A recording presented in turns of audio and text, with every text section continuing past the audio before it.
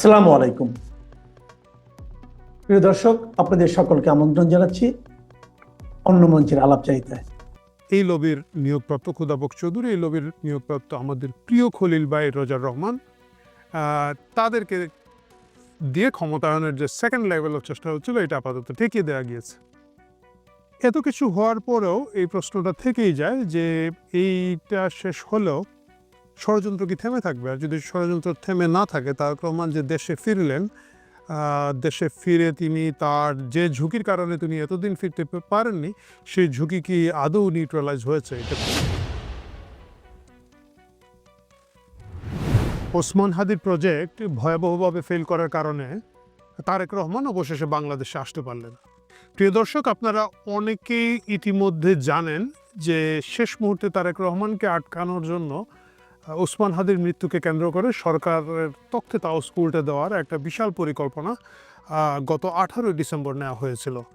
যেভাবে পরিকল্পনা করা হয়েছিল, যদি পরিকল্পনাটি সফল হয়ে যেত তাহলে আজকে তারেক রহমান বাংলাদেশে পৌঁছানোর কোনো কথাই ছিল না এবং বাংলাদেশ একটা তথাকথিত বিপ্লবী সরকারের অধীনে একেবারে কি বলা যায় আনলিমিটেড সময়ের জন্য হয়তো ডক্টর মোহাম্মদ ইউনূস বা ইউনূসের কিছু সাঙ্গপাঙ্গ সহ বাকি কিছু নতুন সাঙ্গপাঙ্গ নিয়ে তারা দীর্ঘদিন ধরে আমাদের কাঁধে জগদ্দল পাথরের মতো বসে থাকতেন।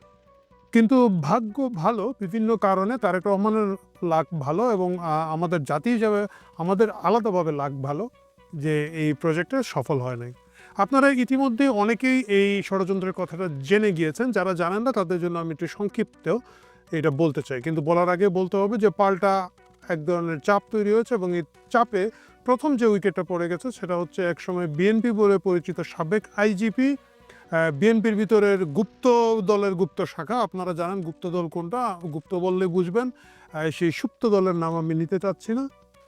তাদের যে লোকটা ছিল খোদা বক্স চৌধুরী, মানে ওই খেলার ধারাবাহিক ভাষ্যকার খোদা বক্স চৌধুরী না, এটা হচ্ছে সাবেক আইজিপি, 21শে আগস্ট গ্রেনেড হামলা মামলার অন্যতম আসামি, জজ মিয়া নাটক যার সৃষ্টি, সেই খোদা বক্স চৌধুরীর উইকেট পতনের মাধ্যমে শুরু হয়েছে। প্রতিমন্ত্রী পদমর্যাদায় তিনি প্রধান উপদেষ্টার সাথে ছিলেন, তিনি পদত্যাগ করেছেন, পদত্যাগ করতে বাধ্য হয়েছেন। কেউ তো আর শখ করে ক্ষমতা থেকে যাইতে চায় না, সেটা মানে ডক্টর ইউনূসের মতো লোক গালি খেয়েও বসে আছে চেয়ারে।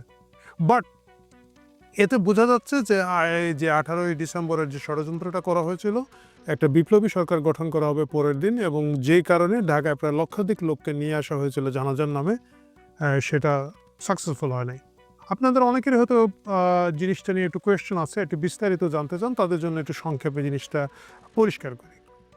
ওসমান হাদি যখন মারা যান তার আগে তিনি যখন আহত অবস্থায় ছিলেন দেশের ভিতরে এবং সিঙ্গাপুরে চিকিৎসায় ছিলেন, তখন এই প্রস্তুতিটা নেওয়া হয় এবং যার কারণে ওসমান হাদির নামে একটা বিশাল হাইপ তৈরি করে সোশ্যাল মিডিয়া ক্যাম্পেইন শো তৈরি করা হয়। কেমন আপনি সকলেই জানি যে ওসমান হাদিকে যদি আপনি বিবেচনা করেন যে তার মৃত্যু অবশ্যই একটা শোকাবহ ঘটনা, একটা প্রতিবাদ করার ঘটনা, ক্ষুব্ধ হওয়ার ঘটনা, কিন্তু তিনি এমন কেউ ছিলেন না যার মৃত্যুতে একেবারে একটা মানে উথাল পাতাল হয়ে যাবে, দেশ উলট পালট হয়ে যাবে, সেই পর্যায়ে কিছু ছিলেন না। তিনি বিখ্যাত ছিলেন খুব অশ্লীল গালাগালি করার জন্য, তিনি বিখ্যাত ছিলেন ভাঙচুর করার জন্য, মব ভায়োলেন্সের জন্য। উনি প্রকাশ্য মিডিয়া বলেছেন যে 10 লাখ টাকা করে না দিলে উনি বিভিন্ন জায়গায় গিয়ে এসব জিনিস ভাঙবেন টাকবেন না, পরবর্তীতে হয়তো ফ্রি বা অল্প পয়সায় উনি কাজ করতে চাচ্ছিলেন না। এই সব কিছু মিলিয়ে ওসমান হাদি এমন কোনো অবস্থা ছিলেন না, এটা বোঝা যায় উনি যখন গুলি খান তার আগের সপ্তাহে, উনি যখন নির্বাচনী এলাকায় ঢাকা 8-এ গিয়ে ক্যাম্পেইন করছেন, তার সাথে 4-5 জন লোক এবং বিভিন্ন বাসা থেকে তার উপরে ময়লা পানি ছুঁড়ে ফেলার অভিযোগও আমরা শুনেছি। এই অবস্থা থেকে ওসমান হাদির এই হাইপটা তৈরি করা হয় এবং যখন অবশ্যম্ভাবী ছিল যে ওসমান হাদি হয়তো বেঁচে আর আমাদের মধ্যে ফিরে আসতে পারবেন না, তখন এই সুযোগকে কাজে লাগানোর জন্য একটা চেষ্টা করা হয়। এই চেষ্টার মূল উদ্যোগ হিসাবে দেখবেন আপনি 18 তারিখ ওসমান হাদির মৃত্যুর পরে হঠাৎ করে কিছু লোক গিয়ে প্রথম আলো এবং ডেইলি স্টারে হামলা করে। প্রথম আলো এবং ডেইলি স্টারে হামলা করার মূল কারণটা ছিল যে এটা হচ্ছে ডক্টর ইউনূসের হৃদয়ের যে কিছু জায়গা আছে, একেবারে খুব মানে নাজুক জায়গা, যেটাকে এবং যাদের সাথে ধরেন আন্তর্জাতিক বিভিন্ন মহলের যোগাযোগ আছে, আমি যোগাযোগই বললাম, আপনারা ইঙ্গিত বুঝে নিয়েন। এইটাকে রক্ষা করার জন্য সরকার আসবেই, মানে এই সরকার কিন্তু অন্য কোথাও আসবে না, মানে 32 নম্বর ডেইলি একবার করে ভাঙে ওইখানে গিয়ে, বা এই ধরনের আরও অনেক জিনিস ভাঙা হয়। প্রধান বিচারপতি, সাবেক প্রধান বিচারপতির গলায় জুতার মালা দেওয়া হচ্ছে, মুক্তিযোদ্ধা মারা হচ্ছে, নারী নির্যাতন হচ্ছে, এইটা হচ্ছে ওইটা হচ্ছে, কোনো কিছুতে রিয়াকশন নেবে না। কিন্তু ডক্টর ইউনূস অবশ্যই তার পিআরের লোকজনকে রক্ষা করার জন্য চেষ্টা করবেন, এবং সেটা কি, সেটা হবে প্রথম আলো এবং ডেইলি স্টার। যার কারণে ডেইলি স্টার এবং প্রথম আলোর উপরে গিয়ে হামলা হয়, এবং হামলাটা যদি বিভৎস হয়, এটা সব ধরনের চেষ্টা করা হয়, এবং সেই চেষ্টার অংশ হিসেবে ডেইলি স্টারের ভিতরে সাংবাদিক এবং অন্যান্য কর্মীদেরকে রেখে সেখানে আগুন ধরিয়ে দেওয়া হয়, যাতে আগুনে পড়ে কিছু লোক মারা যায় এখানে। আপনারা নুরুল কবিরের বক্তব্য থেকে দেখবেন, উনি যখন প্রথমে এই সরকারের ডক্টর ইউনূস সহ অন্যান্য উপদেষ্টাদের সাথে যোগাযোগ করছেন, প্রথমে কিন্তু তারা খুবই উদ্যোগী ছিলেন এই হামলা থামানোর জন্য, কিন্তু পরে তারা জিনিসটা ইগনোর করেন এবং হামলাটা হতে দেন। কেন হামলাটা হতে দেন এটা বুঝতে হবে আপনাদেরকে। ওই দিনই জুলকারনাইন শাহের, যাকে আপনারা অনেকে চিনেন সাংবাদিক হিসাবে, যিনি মূলত সাবেক সেনা কর্মকর্তা এবং ডিজিএফআইয়ের সব ধরনের unofficial press release, unofficial source তার মাধ্যমে ডিস্ট্রিবিউট হয়, আমরা সকলেই জানি। এই কারণে উনি একজন ভালো অনুসন্ধানী সাংবাদিক, কারণ যেহেতু ডিজিএফআইয়ের কাছে বাংলাদেশের সকল লোকের সকল ধরনের তথ্য থাকে, সেই তথ্যগুলো থেকে উনি বাছাই করে কিছু কিছু তথ্য দেন, যেটা আসলে জনসাধারণের জন্য অনেক ক্ষেত্রে কাজে লাগে। এবং তখন জুলকারনাইন শাহীন প্রথমে জিনিসটা ঘোষণা দিয়ে দেন যে 18 তারিখ সরকার পরিবর্তনের জন্য হাদির জানাজাকে কেন্দ্র করে ঢাকায় একটা বিরাট গ্যাদারিং করা হবে। ওই সময় গোয়েন্দা সংস্থাগুলো এটাকে ডিবাং করতে পারে, এটার তথ্য উদ্ঘাটন করতে পারে, এবং এই কারণে প্রথম আলো এবং ডেইলি স্টারের উপরে হামলাটা তারা বাধা দেয় নাই। কেন দেয় নাই? আপনারা যদি দেখেন, অতিরিক্ত police commissioner S N. Nazrul Islam পরবর্তীতে বলেছেন যে পুলিশ ওইখানে অ্যাকশন নিতে যায় নাই, কারণ অ্যাকশন নিলে লোক মারা যেত এবং পুলিশের উপরে হামলা হতো। মানে অ্যাজ ইট ইজ, যে ঘটনাটা জুলাইতে ঘটনা করা হয়েছিল, বারবার ঘুঘু তুমি খেয়ে যাও ধান, সেই একই ধান আরেকবার খাওয়ানোর চেষ্টা চলছিল। প্রথম আলো এবং ডেইলি স্টারের রক্ষা করার জন্য পুলিশ এখানে হালকা আক্রমণ করলে, আমার ব্যক্তিগত ধারণা এখানে হয়তো কিছু স্নাইপারও ছিল, যারা হয়তো কারণ বাজারের ওই ভবনের পাশে উঁচু ভবনগুলোতে বসেছিল, এবং ফটাফট করে আরও কিছু লোকজন মেরে ফেললে পরের দিন জানাজাতে একটা সিরিয়াস রিয়াকশন হতো, এবং সেই জানাজা তৈরি করার জন্য এই পরিমাণ লোক, প্রায় গুগল ম্যাপ দিয়ে অনেকেই দেখেছেন যে 60,000 থেকে 1 লক্ষ 1.5 লক্ষ লোক, কেউ কেউ আরও অনেক বেশি বলছেন, বাট ওই স্পেসের মধ্যে হয়তো সর্বোচ্চ 1 থেকে 1.5 লাখ লোক জড়ো করা হয়। এই 1 থেকে 1.5 লাখ লোকের মধ্যে সাধারণ মানুষ, আমার আপনার মতো মানুষ, আবেগী মানুষও অনেকে আছেন, কিন্তু একটা স্পেসিফিক ধ্বংসাত্মক লোকজনকে সেখানে রাখা হয়েছিল, এবং এদের অনেকেই হয়তো ওই সিগন্যাল দেওয়া হয়নি, যার কারণে দেখবেন যে নামাজের পরে তারা দৌড়ে সংসদ ভবন দখলে চলে গিয়েছিল। পরে যখন টের পেয়েছে যে প্ল্যান কাজ করছে না, তারা ফেরত এসেছে, বা আর্মি তাদেরকে ফেরত আনতে পেরেছে। নিযুত মানুষের ভিড়ে জনসমুদ্র, ওসমান হাদির জানাজা। এরই মধ্যে একটি অংশ দৌড়ে যায় সংসদ ভবনের দিকে। নিরাপত্তা ব্যবস্থা ভেদ করে তারা ঢুকে পড়তে চেষ্টা করেন সংসদ। কিন্তু এর মাধ্যমে একটা ইসলামী বিপ্লবী সরকার গঠনের পরিকল্পনা ছিল। একই কারণে হাদির কবরের স্থান করা হয়েছিল শাহবাগে, কাজী নজরুল ইসলামের কবরের পাশে, যে হাদির লাশ এখানে নিয়ে আসা হবে, শাহবাগের গ্যাদারিংটা রাখা হবে, সংসদ ভবন দখল করা হবে। এজ ইট ইজ, এই পরিকল্পনাটা এর আগেও কিন্তু আমরা দেখেছি 2013 সালে শাপলা চত্বরে করা হয়েছিল। শাপলা চত্বরে একইভাবে বিকাল 5টার ভিতরে জনসভা শেষ করে হেফাজতের নেতাকর্মীদের চলে যাওয়ার কথা, তাদেরকে সিগন্যাল দেওয়া হয়েছিল তোমরা বসে থাকো, এবং গভীর রাতে আওয়ামী লীগ টের পায় এই বসে থাকার পিছনের মূল মেসেজটা হচ্ছে পরের দিন সকালে গিয়ে সচিবালয় দখল করবে। যে জিনিসটা 5ই আগস্ট 2024 হয়েছিল, গণভবন দখলের জন্য হাজার হাজার মানুষ মার্চ করেছিল, যাদেরকে থামানো যায় নাই, ঠেকানো সম্ভব ছিল না, কারণ কত গুলি করবে। একই জিনিস হেফাজতকে দিয়ে 10 বছর আগে করার পরিকল্পনা ছিল, 11 বছর আগে করার পরিকল্পনা ছিল। এইটারই থার্ড ফেজ হিসেবে চেষ্টা করা হয়েছিল সংসদ ভবন এবং অন্যান্য জিনিস করে ফেলতে, কিন্তু যেহেতু প্রথম আলোর ঘটনাটা এক ধরনের গা ঢিলা দিয়ে দেওয়া হয়, এবং এইটার পিছনে বিএনপিপন্থী প্রশাসন, বিএনপিপন্থী সেনাবাহিনী, বিএনপিপন্থী গোয়েন্দা সংস্থার লোকজনের একটা বিশাল ভূমিকা আছে। এই ভূমিকার কারণে তারেক রহমানের দেশে ফেরাটা আপাত দৃষ্টিতে নিরাপদ হয়েছে, তিনি ফিরতে পেরেছেন, এবং 18 তারিখের যে গণকু করার পরিকল্পনা ছিল সেটা ব্যর্থ হয়েছে। সেই ব্যর্থ হওয়ার পিছনে পরে এখন মনে হচ্ছে সরকার কিছুটা ক্লিন করার চেষ্টা করছে। খুদাবক্স চৌধুরী প্রতিমন্ত্রী পদমর্যাদায় ছিলেন, তার উইকেট ফেলে দিয়ে এটা শুরু করা হয়েছে, এবং এই লোকটা যে শুধুমাত্র জজ মিয়া নাটক করে বিএনপিকে বিপদে ফেলায় বা ওই ধরনের লোক না, সে গত কয়েক মাসের আচরণ আমরা সকলেই জানি যে একটা প্যারালাল স্বরাষ্ট্র মন্ত্রণালয় চালাচ্ছে, চুপচাপ থেকে মিডিয়ার মধ্যে না আসে। এবং একটা যে চেষ্টা হচ্ছিল, এই যে আমাদের কি যে ফুকলাদাতের একজন উপদেষ্টা আছেন জাহাঙ্গীর সাহেবকে বাদ দিয়ে ওইখানের মধ্যে রজার, আরে শালা নাম শুনলেই তো একটা ইংলিশ ভাব লাগে, রজার সাহেবকে নিয়ে আসা, মানে খলিল সাহেব। এবং আপনারা সকলেই জানেন এই খলিল এবং এই খোদাবক্স চৌধুরীর এই লবিটা আসলে কারা। এই লবিটা হচ্ছে সেই লবি মাহমুদুর রহমান মাহমুদুর রহমান, আমার দেশের মাহমুদুর রহমানের যে লবিটা, যে তুরস্ক গোয়েন্দা সংস্থার যে লবিটা, যেটার সাথে আমাদের কিছু ইউটিউবার এবং কিছু উগ্র ডানপন্থী গ্রুপ আছেন, এই লবির নিয়োগপ্রাপ্ত খোদাবক্স চৌধুরী, এই লবির নিয়োগপ্রাপ্ত আমাদের প্রিয় খলিল ভাই রজার রহমান, তাদেরকে দিয়ে ক্ষমতায়নের যে সেকেন্ড লেভেলের চেষ্টা হচ্ছিল, এটা আপাতত ঠেকিয়ে দেওয়া গিয়েছে।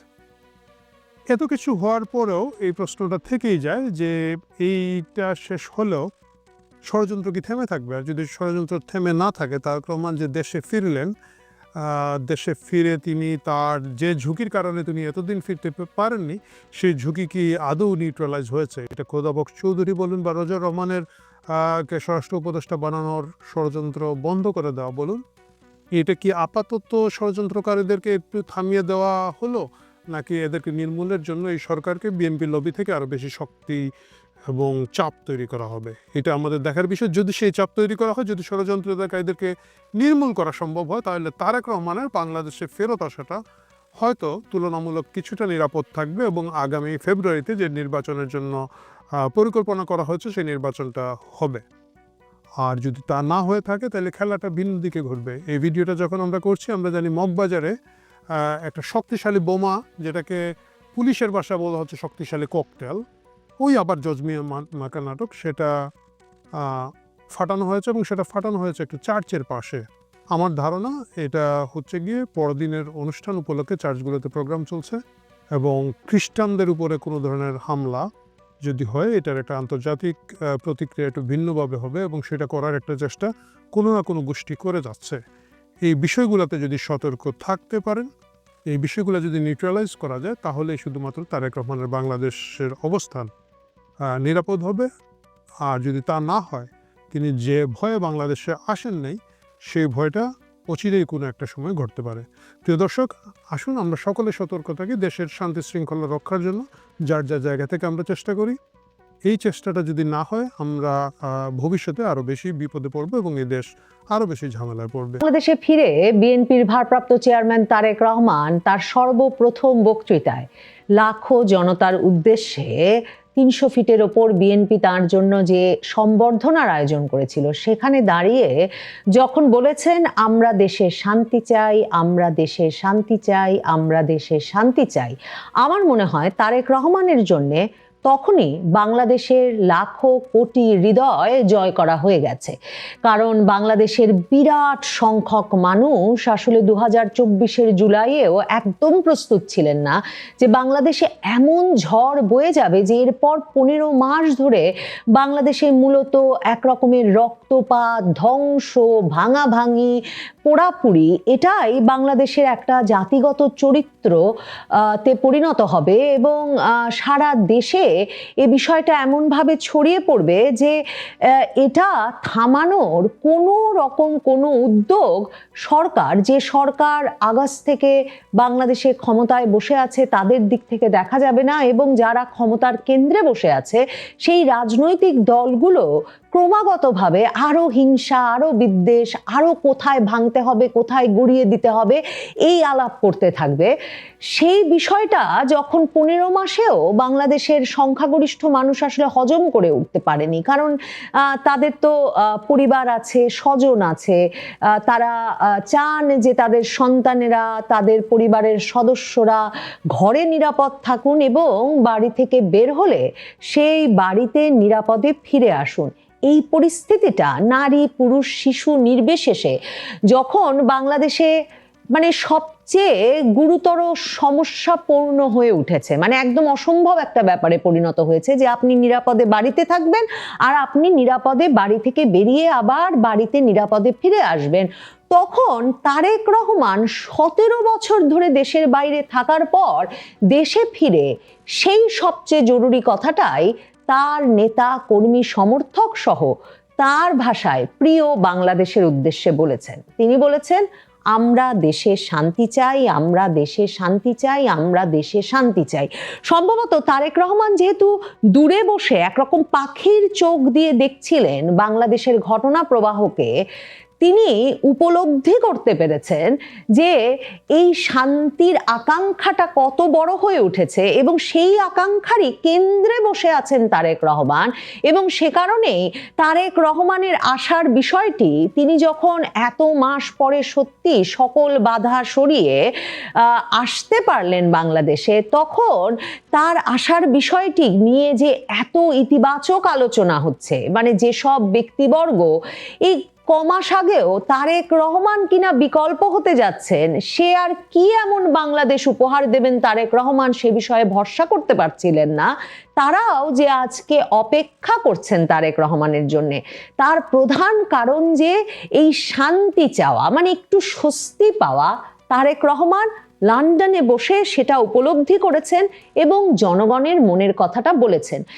একজন রাজনৈতিক নেতার সবচেয়ে বড় কাজ জনগণের মনের কথা বুঝতে পারা, এবং তারেক রহমানের জন্য অত্যন্ত গুরুত্বপূর্ণ ছিল, মানে কোটি কোটি মানুষের চোখ, আমাদের সবার চোখ তার দিকে, তার পরিবারের দিকে সেটে ছিল যে তারা কি করেন, কিভাবে হাসেন, কিভাবে তারা একজনের সাথে আরেকজন ইন্টারঅ্যাক্ট করেন, নেমে তারেক রহমান দলীয় নেতাদের সঙ্গে কেমন ব্যবহার করেন। এত বছর পর একটা জনসমাগমে এসে তারেক রহমান নেতা কর্মী সমর্থকদের এই ভিড়ের মধ্যে নিজেকে সামলে কতটা কনফিডেন্সের সঙ্গে, আত্মবিশ্বাসের সঙ্গে বক্তৃতা দিতে পারেন, এই সব কিছুর দিকে নজর ছিল।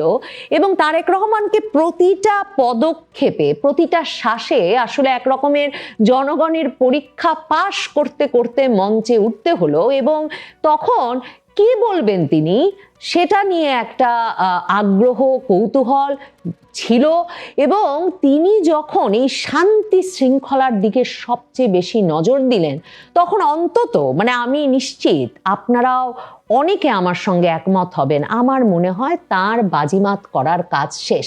মানে প্রতিশ্রুতির দিক থেকে এখন যে বাংলাদেশে শান্তি সবচেয়ে জরুরি, সেটা বুঝে শুনে বিএনপি নেতা তারেক রহমান বাংলাদেশে নেমেছেন, বাংলাদেশে তার দলের দায়িত্ব নিতে এবং সম্ভবত বাংলাদেশে এমন একটা নির্বাচন অনুষ্ঠানের মাধ্যমে দলকে জয়ী করে প্রধানমন্ত্রী হতে, যেই নির্বাচনের মাধ্যমে তিনি আরো যা যা বলেছেন, মানে যেসব প্রতিশ্রুতি দিয়েছেন, সেসব প্রতিশ্রুতি জনগণের কাছে পূরণ করার শেষ পর্যন্ত সুযোগ পাবেন।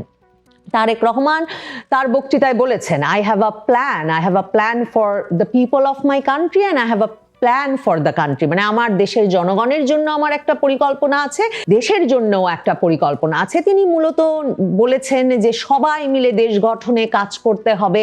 ঠিক কি পরিকল্পনা সেটা এ দফায় তিনি উল্লেখ না করলেও ঘুরে ফিরে বারবার শান্তি শৃঙ্খলা প্রসঙ্গে তিনি কথা বলেছেন। এই যে বারবার শান্তি শৃঙ্খলার দিকে নজর দেওয়া, সেটা কিন্তু তারেক রহমান সকল, মানে এক একটা টপিকে তিনি বক্তব্য শুরু করেছেন, করেই তিনি আবারও নিরাপত্তা, শৃঙ্খলা এবং কোনো উস্কানিতে কান দেওয়া যাবে না, নিজেদের যে শান্ত ধীর থাকতে হবে, মানে এই যে মবের রাজত্ব শুরু হয়েছে, মব শব্দটা তিনি ব্যবহার করেন নাই বটে, কিন্তু আমি যখন তার বক্তৃতা শুনছিলাম আমার মনে হচ্ছিল আমি ক্রমাগতভাবে শুনছিলাম যে তিনি মবের বিপক্ষে বলছেন। যদিও এখন বলা যেতেই পারে যে বাংলাদেশ জুড়ে বিএনপির দলীয় সংঘাতে 15 মাসে প্রায় 100 মানুষ নিহত হয়েছেন এবং বিএনপি দলের ভেতরে যে ধরনের সহিংসতার ঘটনা ঘটেছে, সশস্ত্র সহিংসতার ঘটনা ঘটেছে, হাজার হাজার কর্মীকে বহিষ্কার করতে হয়েছে, কিংবা বিএনপি এবং বিএনপির অঙ্গ সংগঠনের নেতা কর্মীরাই বাংলাদেশের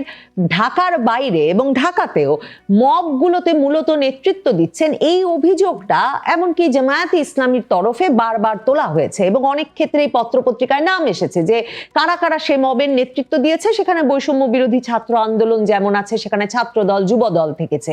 কিন্তু এই যে এখন দলের নেতা স্পষ্টত বললেন যে কোনো উস্কানিতে কান দেওয়া যাবে না, শান্ত থাকতে হবে, তার মানে আওয়ামী লীগ যখন নাই তখন বাংলাদেশের যে সর্ববৃহৎ দল, সেই দলের নেতা তার মানে স্পষ্টত বলছেন যে আর কোনো ভাঙাভাঙি পোড়াপুরি এসব চলবে না, রাজপথে এসব সহিংসতায় আর তার দলের নেতা কর্মী সমর্থক কিংবা কেউ থাকবেন, সেটা তিনি যে বাংলাদেশকে পরিকল্পনা করেন সে বাংলাদেশের সম্ভব হবে না। তারেক রহমান বলেছেন যে আমরা একটা নিরাপদ বাংলাদেশ গড়ে তুলতে চাই, যেখানে নারী, পুরুষ, শিশু নিরাপদে ঘর থেকে বের হলে নিরাপদে ঘরে ফিরে আসতে পারেন। নবী করিমের ন্যায়পরায়ণতার আলোকে আমরা দেশ পরিচালনা করব। আমি বিশেষভাবে লক্ষ্য করেছি যখন তারেক রহমান বলেছেন যে এমন একটা দেশ গড়ে তুলতে হবে যেখানে সকল বয়সের মানুষই বাইরে যাবেন আবার ফিরবেন নিরাপদে। এমন একটা নিরাপদ দেশ তৈরি করতে হবে যেই নিরাপদ দেশ একজন মা কল্পনা করেন, একজন মা আকাঙ্ক্ষা করেন। এখন তারেক রহমান, জুবাইদা রহমান যখন তাদের শিক্ষিত তরুণী মেয়ে, বিদেশে বড় হওয়া মেয়ে নিয়ে বাংলাদেশে ফিরেছেন এবং যখন তারা বলছেন যে একজন মা যেমন নিরাপদ দেশ আকাঙ্ক্ষা করেন সেরকম নিরাপদ দেশ গড়তে চান তারেক রহমান, তখন সেই ছবিটার ওপরে, সেই প্রতিশ্রুতির ওপরে নিশ্চিতভাবে এক রকমের ভরসা করতে ইচ্ছা করে, বিশেষভাবে সে সময় যখন আসলে বাংলাদেশে কোনো মা তার সন্তানের নিরাপত্তা নিয়ে নিশ্চিত বোধ করবার কোনো উপায় নাই। তারেক রহমান একটা ঐক্যবদ্ধ বাংলাদেশের কথা বলেছেন। যখন বাংলাদেশে বিভিন্ন সংখ্যালঘু সম্প্রদায়ের মানুষ বা বিভিন্ন প্রান্তিক জনগোষ্ঠীর মানুষ আক্রমণের শিকার হচ্ছেন, তখন তারেক রহমান বলেছেন যে প্রিয় ভাই বোনেরা, আজকে দেশের মানুষ অধিকার ফিরে পেতে চায়, গণতান্ত্রিক অধিকার ফিরে পেতে চায়, তারা যোগ্যতা অনুযায়ী ন্যায্য অধিকার পেতে চায়। সময় এসেছে সকলে মিলে দেশ গড়ার। এখানে যেমন পাহাড়ি মানুষ আছে, তেমনি আছে সমতলের মানুষ। এদেশে হিন্দু, মুসলমান, বৌদ্ধ, খ্রিস্টান সব ধর্মের মানুষ আছে। সবাই মিলে একটা শান্তির বাংলাদেশ গড়ে তুলতে হবে। তারেক রহমান বলেছেন যে এই দেশের জনসংখ্যার অর্ধেক নারী, কয়েক কোটি কৃষক শ্রমিক রয়েছেন, কয়েক কোটি তরুণ রয়েছে। এমন একটা রাষ্ট্রের আকাঙ্ক্ষা আছে মানুষের মধ্যে যেটা কিনা লাখো কোটি মানুষের প্রত্যাশা পূরণ করতে পারবে। তারেক রহমান বারবার একটা ঐক্যবদ্ধ বাংলাদেশের কথা বলেছেন। তিনি ওসমান হাদির মৃত্যু প্রসঙ্গে বলেছেন যে আধিপত্যবাদী শক্তি এখনো সক্রিয় আছে, ষড়যন্ত্র চলছে, কিন্তু কোনো উস্কানির মুখে অধৈর্য হওয়া চলবে না, ধৈর্য ধরে রাখতে হবে। তিনি বারবার ঐক্যবদ্ধ থাকার আহ্বান জানিয়েছেন। তিনি বক্তৃতা যেমন শুরু করেছেন প্রিয় বাংলাদেশ এই সম্বোধন করে, তেমনি তিনি প্রিয় ভাই বোনেরা, আপনারা এই জনসমুদ্রে যত মানুষ উপস্থিত আছেন, এই সারা বাংলাদেশে গণতন্ত্রের শক্তি যত মানুষ উপস্থিত আছেন, প্রত্যেকটি মানুষের সহযোগিতা আমার লাগবে সে কথা বলেছেন। আপনারা যদি আমার পাশে থাকেন, আপনারা যদি আমাদেরকে সহযোগিতা করেন, ইনশাল্লাহ আমরা আই হ্যাভ আ প্ল্যান, সম্ভবত এটাকে তিনি তার নির্বাচনের একটা জনপ্রিয় উক্তিতে পরিণত করতে চাচ্ছেন। তিনি মার্টিন লুথার কিং এর আই হ্যাভ আ ড্রিমের কথা উল্লেখ করেই আই হ্যাভ আ প্ল্যান কথাটা বলেছেন এবং বলছেন যে সকলের সহযোগিতা পেলে ইনশাল্লাহ আমরা আই হ্যাভ আ প্ল্যান বাস্তবায়ন করতে সক্ষম হব। মানুষ যেন নিরাপদে থাকতে পারে সে প্রসঙ্গে তিনি আবারও বলেছেন যে আমরা যে ধর্মের মানুষ হই, আমরা যে শ্রেণীর মানুষ হই, আমরা যে রাজনৈতিক দলের সদস্য হই অথবা একজন নির্দলীয় ব্যক্তি হই, আমাদেরকে নিশ্চিত করতে হবে যে কোনো মূল্যে আমাদের এই দেশের শান্তি শৃঙ্খলাকে ধরে রাখতে হবে, যে কোনো মূল্যে যে কোনো বিশৃঙ্খলাকে পরিত্যাগ করতে হবে, যে কোনো মূল্যে আমাদের নিশ্চিত করতে হবে যাতে মানুষ নিরাপদ থাকতে পারে। ওই যে বলছিলাম, বিভিন্ন প্রসঙ্গে তিনি কথা তুলেছেন, কিন্তু কথা আবার নিরাপত্তার দিকে, শান্তি শৃঙ্খলা ধরে রাখার দিকে এবং কোনোভাবেই নিজেদেরকে ওই অশান্তি বিশৃঙ্খলা তৈরিতে জড়িত না করার দিকে তিনি তার বক্তব্যকে নিয়ে গেছেন। তারেক রহমান সম্ভবত এই শান্তি শৃঙ্খলা নিরাপত্তার কথাটাই সবচেয়ে জরুরি বার্তা হিসেবে তার বক্তব্যে তুলে ধরেছেন, আর তাতেই বাজি মাত হয়েছে। তারেক রহমানের এই বক্তব্যের সাথে, মানে রাজনৈতিক নেতা যখন বক্তব্য দিচ্ছেন 17 বছর পরে ফিরে, তখন অনেকেই সামাজিক যোগাযোগ মাধ্যমে বিভিন্ন ফোরামে এই আলোচনা তুলছেন বটে যে এই তারেক রহমানের কাছেই এখন সবচেয়ে বেশি শান্তির প্রত্যাশা, স্থিতিশীলতায় বাংলাদেশকে নিয়ে আসার প্রত্যাশা করতে হচ্ছে। অথচ 2008 সালে তিনি যখন সেনা হেফাজতে 1.5 বছরের বেশি সময় থাকবার পর বাংলাদেশ ছাড়লেন, তখন দুর্নীতির মামলা তো তার বিরুদ্ধে ছিলই। সে সময় এমনকি উইকিলিক্সে ফাঁস হওয়া তার বার্তা থেকে আমরা জানি সে সময়কার মার্কিন রাষ্ট্রদূত জেমস এফ মরিয়ার্টি মার্কিন যুক্তরাষ্ট্রের পররাষ্ট্র দপ্তরে পর্যন্ত লিখে জানিয়েছিলেন যে সাবেক প্রধানমন্ত্রীর এই ভয়াবহ দুর্নীতিবাজ এবং সন্ত্রাসবাদী পুত্র বাংলাদেশে মার্কিন যুক্তরাষ্ট্রের যেসব লক্ষ্য, গণতন্ত্র, উন্নয়ন, স্থিতিশীলতা, এই সবগুলোকে ক্ষতিগ্রস্ত করছে এবং তার দুর্নীতির কারণে বাংলাদেশে ইসলামী চরমপন্থার বিকাশ ঘটেছে।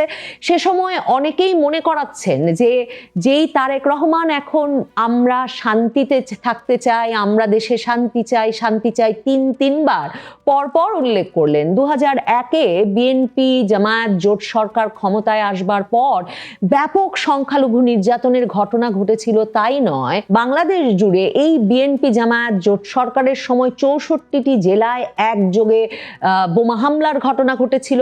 বাংলা ভাই, জেএমবির মতো ভয়াবহ জঙ্গি সংগঠনের উদ্ভব হয়েছিল। 10 ট্রাক অস্ত্র মামলার ঘটনা ঘটেছিল। 21শে আগস্ট গ্রেনেড হামলা মামলার ঘটনাও, যে ঘটনাগুলোর সঙ্গে দেশি বিদেশি তদন্তকারী পর্যবেক্ষক মহল তখন সরাসরি তারেক রহমান এবং তারেক রহমানের ঘনিষ্ঠ পক্ষ এবং হাওয়া ভবনের একটা যোগাযোগ নিশ্চিতভাবেই বিশ্বাস করেছিল। কিন্তু এখন তারেক রহমান 17 বছর নির্বাসনে থাকার পর যখন ফিরলেন, সারা বাংলাদেশ প্রকৃত অর্থেই তিনি বাংলাদেশকে শান্তি আর স্থিতিশীলতা উপহার দেবেন, চরমপন্থার পথ থেকে সরিয়ে আনবেন সে প্রত্যাশা যেমন করছেন, তেমনি সেই প্রত্যাশা যার দিকে তিনি যখন এসে শান্তি, শৃঙ্খলা আর ধৈর্য ধারণের দিকে সবচেয়ে বেশি মনোযোগ দিলেন, বিভেদের কথা না বলে 15 মাস পরে প্রথম কোনো রাজনৈতিক নেতা ঐক্যের কথা বললেন, তখন সত্যি বলতেই হয় তারেক রহমান প্রথম দিনেই বাজিমাত করেছেন বটে।